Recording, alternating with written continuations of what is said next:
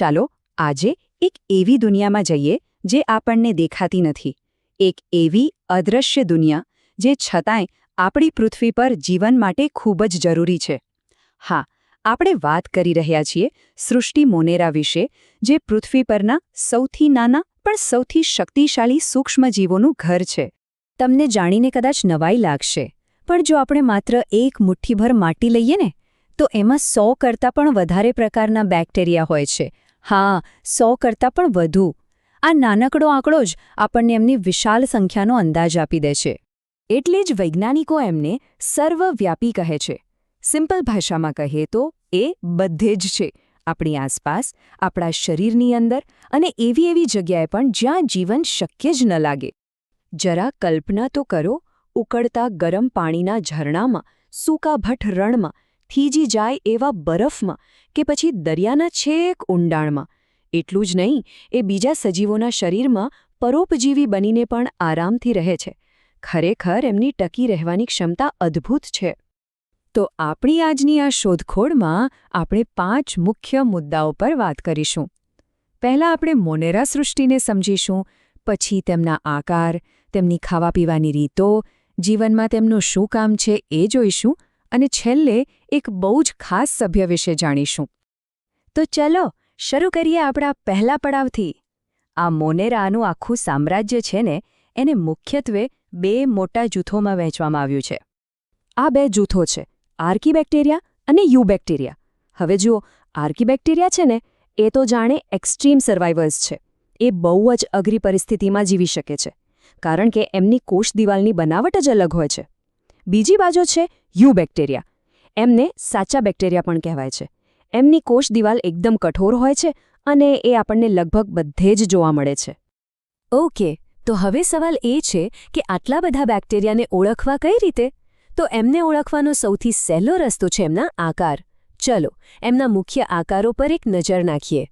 સૌથી પહેલો અને કોમન આકાર છે ગોળાણુ, એટલે કે કોક્સ. નામ પરથી જ ખબર પડી જાય છે. આ બેક્ટેરિયા એકદમ ગોળ, દડા જેવા હોય છે. એના પછી આવે છે દંડાણુ અથવા તો બેસિલસ.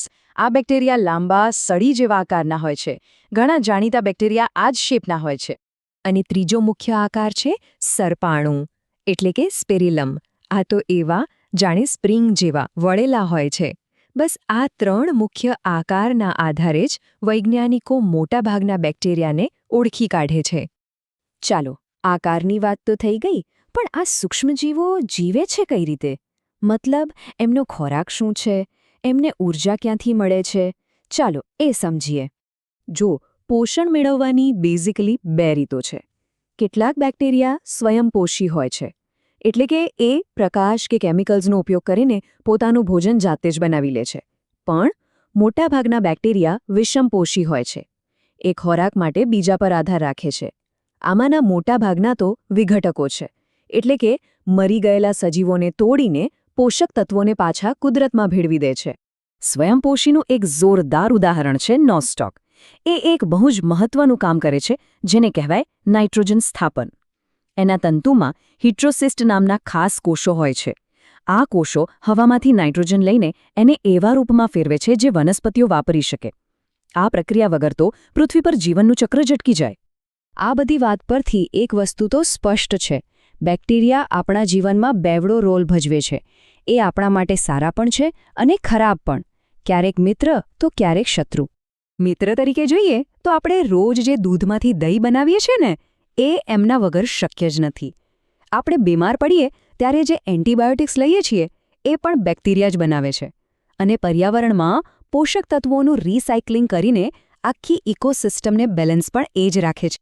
પણ જેમ મેં કહ્યું, સિક્કાની બીજી બાજુ પણ છે. ઘણા બેક્ટેરિયા બહુ ખતરનાક હોય છે. કોલેરા, ટાઇફોઇડ, ધનુર જેવા ગંભીર રોગો એમના જ કારણે થાય છે. અને માત્ર માણસોને જ નહીં, પણ વનસ્પતિઓને પણ સાઇટ્રસ કેન્કર જેવા રોગોથી નુકસાન પહોંચાડે છે. અને હવે આપણી સફરના અંતિમ અને સૌથી અનોખા સભ્યને મળીએ. એમનું નામ છે માઇકોપ્લાઝમા. આ જીવ બેક્ટેરિયાની દુનિયામાં ખરેખર બહુ જ સ્પેશિયલ છે.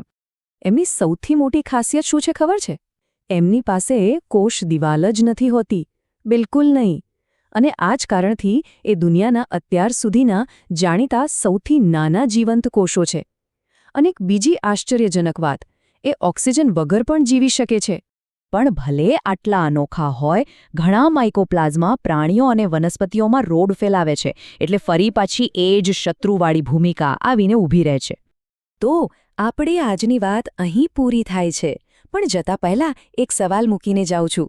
આપણે જોયું કે બેક્ટેરિયા સારા પણ છે અને ખરાબ પણ. પણ જરા વિચારો, જો કાલે સવારે આ પૃથ્વી પરથી બધા જ સૂક્ષ્મજીવો અચાનક ગાયબ થઈ જાય, તો આપણી આ દુનિયાનું શું થશે? વિચારવા જેવું છે ખરું ને?